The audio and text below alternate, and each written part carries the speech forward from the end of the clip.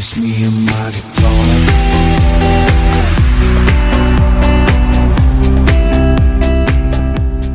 Hey, what's happening guys? It's Mark back here from Mark's Aquatics.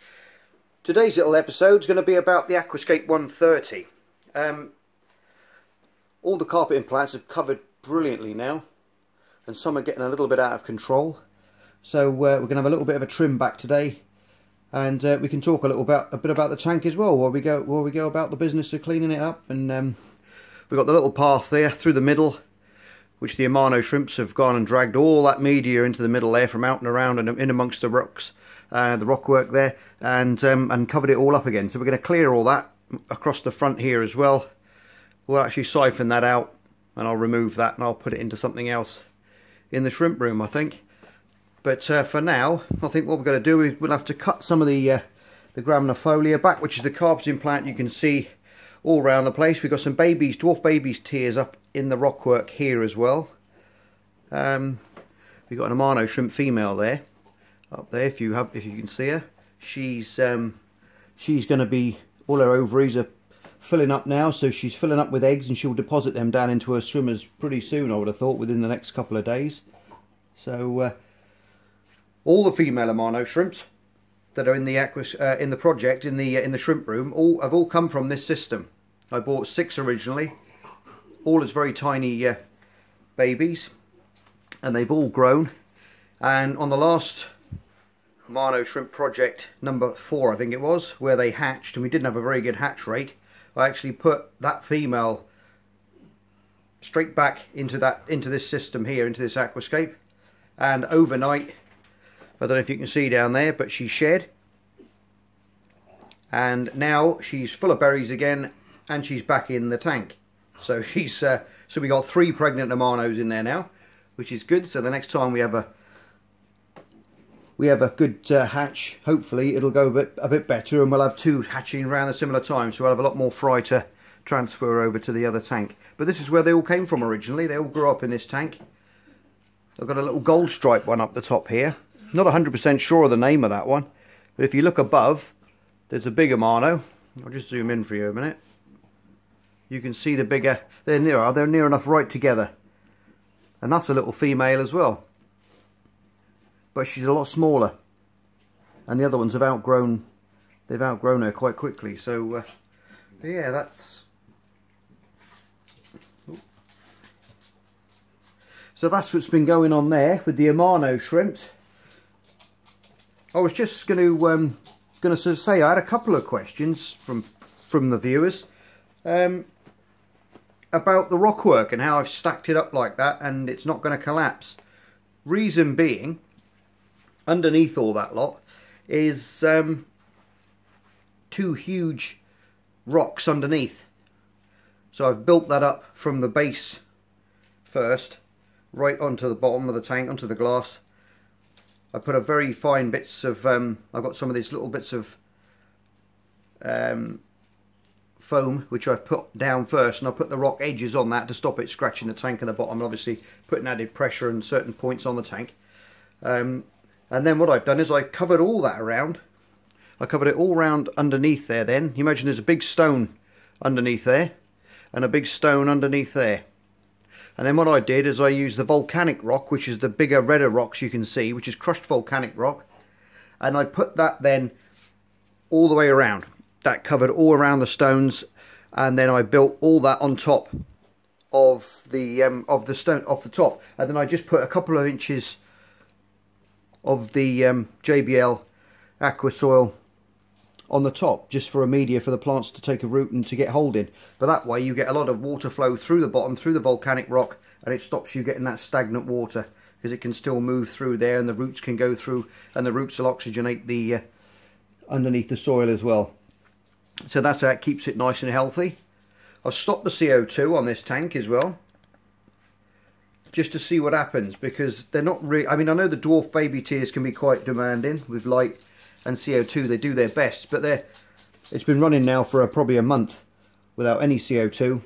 I have been putting in some, I'll just grab it for you and show you this, microbe lift. by Bio CO2, liquid CO2 fertilizer. Amazing stuff. Really is good stuff. If you're not using CO2, I'd put this stuff in instead. I mean, I ran out and I thought, well, I'll just give this a go to see what it's like. And so far, as you can see, everything's lovely and green, and the system's very healthy. But I think what we're going to do on today's episode, after that little chat, is we're going to snip off some of the plants, trim them back slightly, just uncover some of the rocks, because they do creep around on the rocks. I love the way the baby tears is just creeping down and around the rocks up there, and there isn't actually any substrate up in there. I just pushed some bits in, and it's finding its own way around. The roots are spreading out, probably going into the cracks, into the rocks, and finding nutrients in there and pulling it from the water column as well. So that seems very healthy.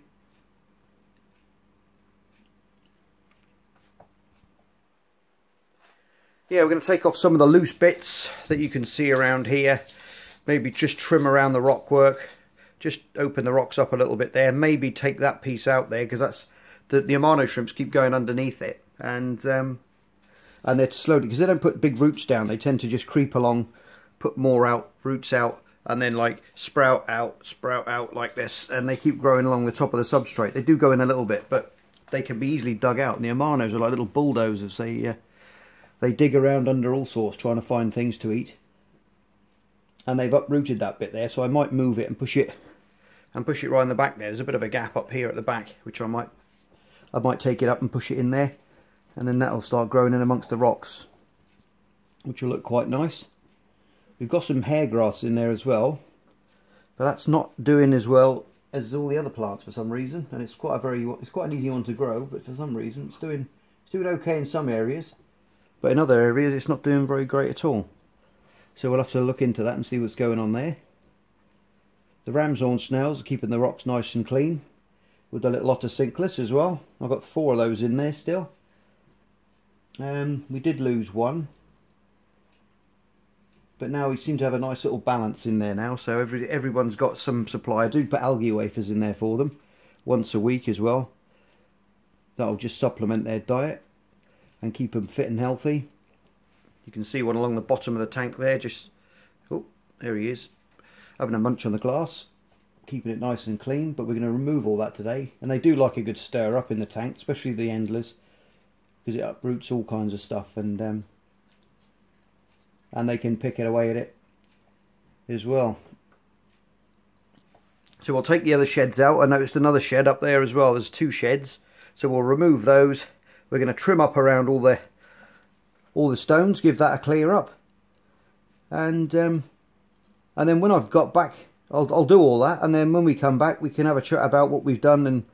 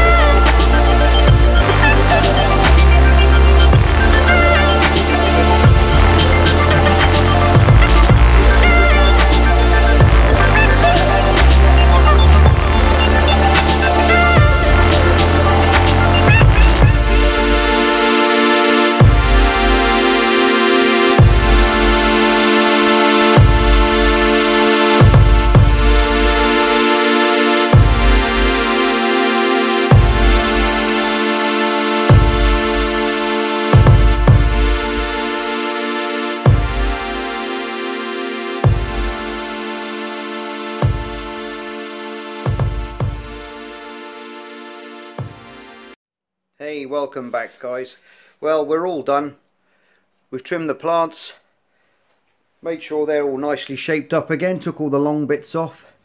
Little haircut here and there, not too much off of it, or it tends if you go down too far, I find that they go a little bit white and you get a bit of dye back. So it's literally just the tips I take off just to keep that shape, and it'll keep creeping forwards all the time. We've taken some of the plants out from up around here, and we've put some new sand through the middle, as you saw in the hyperlapse footage, and had a little surprise in there as well.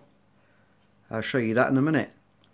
All the rockwork's still nice and stable. Everything's looking nice. That nice little path up through the middle there now has really broken the two, separated it in the two again, which is nice. The Amano shrimps do an amazing job of dragging all that media out and throwing it everywhere, looking for something to eat. But that's what they do. You've got to put up with these things, and we just keep, every time we do a water change, I just take that out, add a bit more sand if I have to, and the plants are slowly covering the media anyway, so it won't be long before they can't reach it anyway. So we'll have it'll only be probably a couple of months, and that'll all be covered in then nicely. Been thinking about putting some neons in there as well. Not sure yet, or cardinals. Still debating which one to put in, or maybe a mixture of a little pocket, you know, a little group of each, and maybe some little glow lights as well. Not sure yet. Any ideas? Drop me a comment. You know, see what you, if you think what would look nice in there as well. Drop me a comment in the box below, and if you've got any good ideas.